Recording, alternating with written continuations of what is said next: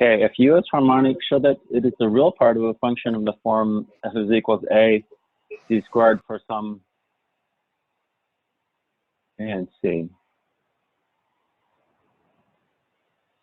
Give a formula A in terms of A, B, and C. Wait, if U is harmonic, then show that it is the real function of part. What? Oh wait, okay, never mind. Yeah, So they got this part right here too. Consider the general real homogeneous quadratic equation. Okay, so there's that right there, right? So it's saying if U is harmonic, then it's the real part of a function like that. Okay, so let's figure out what the conditions are for U to be harmonic.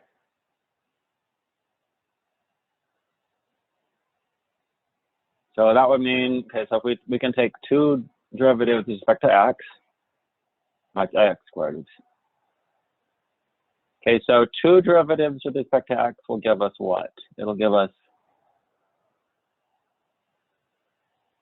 gonna 2a. yeah, 2a. And that goes away too, right? Okay, and then two derivatives with respect to y will give us what? 2c. 2c, right? So U harmonic means, did I spell that right? No, I didn't. So U harmonic means that U has to be, let's see here, we could say C has got to be, okay, so if these, I'm sorry, let me back up a little bit. Harmonic means that UXX plus UYY has to be 0, right? So that means that 2a plus 2c has to be 0, which means that c has to be equal to negative a. Okay? Okay. So if U is harmonic, then that means it has to be negative a x squared plus, wait, what am I doing? Has to be ax squared plus bxy, because b can be anything, but the only restriction is that this is a minus ay squared. Okay? So now, we can try to figure out what v has to be. Okay, if it's going to be a holomorphic function. Okay, because this is holomorphic, right? This is holomorphic. So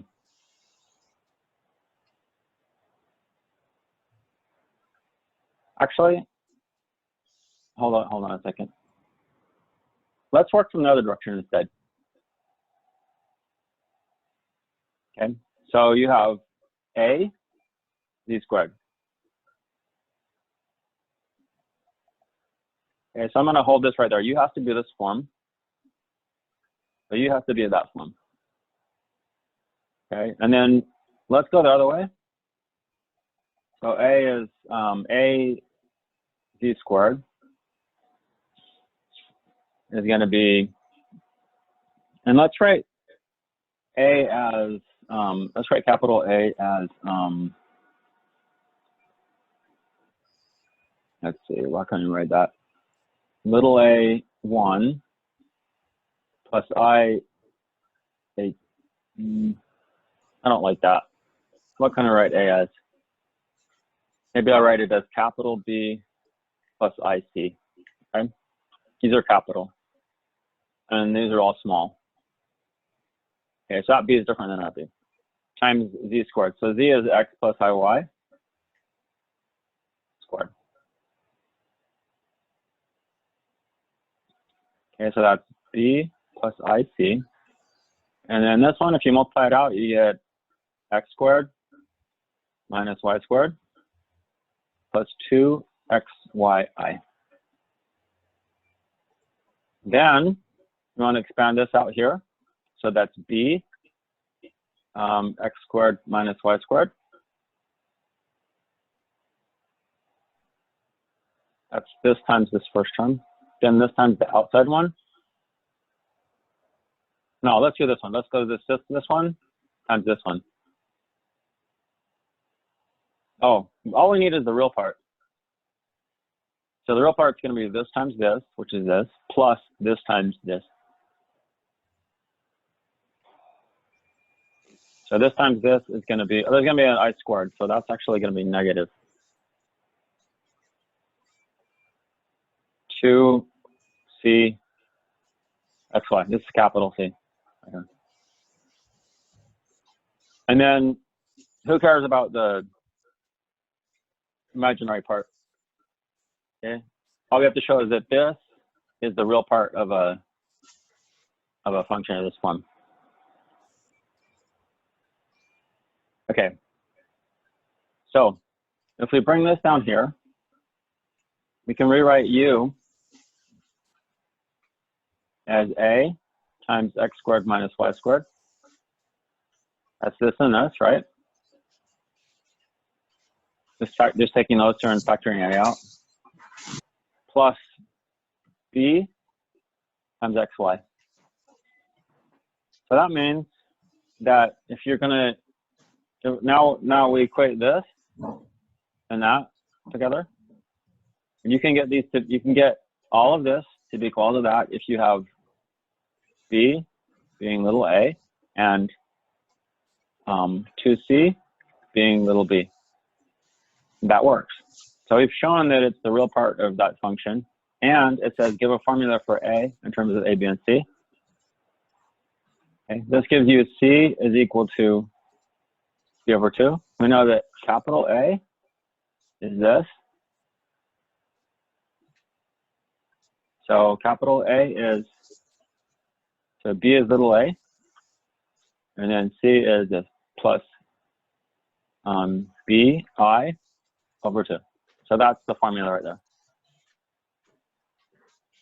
For this value of a, then this function is the real part of this. Okay, so does that help? Yeah. Thank you. Great, no problem. Did you have any other questions besides that?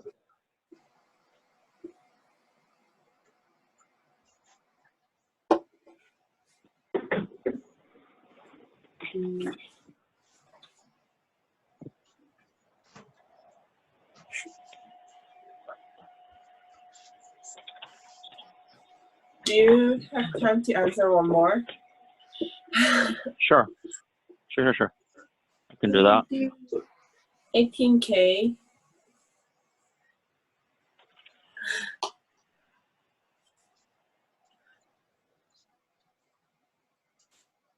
Okay, so 18. Okay, so that would be this one right here. Mm-hmm.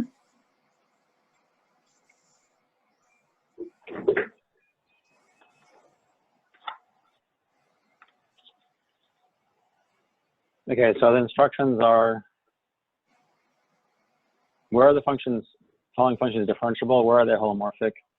Determine the derivatives at points where they are differentiable. Okay. So, okay. Let's try to do it right here. I might have enough space, who knows.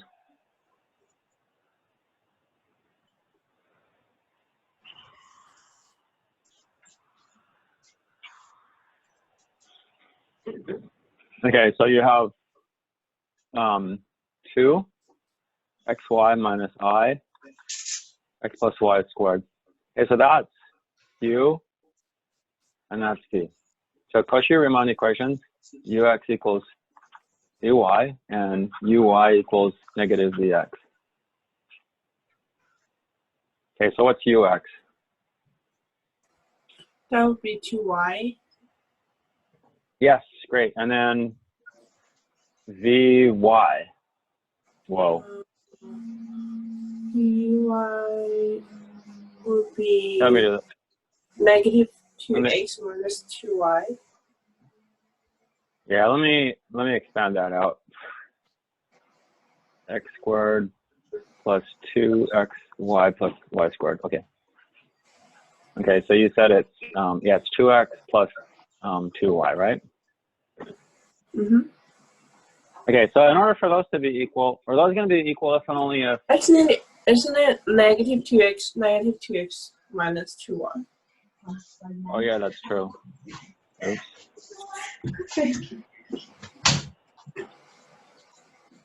That's minus. Okay, minus. Okay, I forgot to distribute minuses. Okay, so that means that bring this 2y over here, so that's 4y equals Negative 2x. negative 2x, and y has to be equal to negative x over 2. Okay, so this is necessary for this to be true. Okay, now we look at this one. Uy is 2x, right? Right. And then vx would be Negative 2x minus 2y again.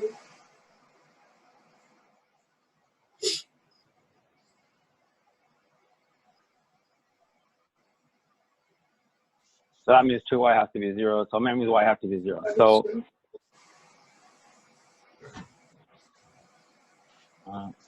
so y has to be 0, but it also has to be negative x over 2, which means that the only way is if you have y equals 0 and then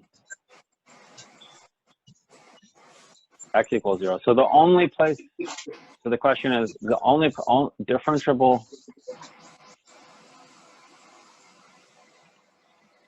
only at 0. Okay, at z equals 0, or yeah, and the derivative at 0. What's the derivative? That would be 0. It's also 0 because it's going to be ux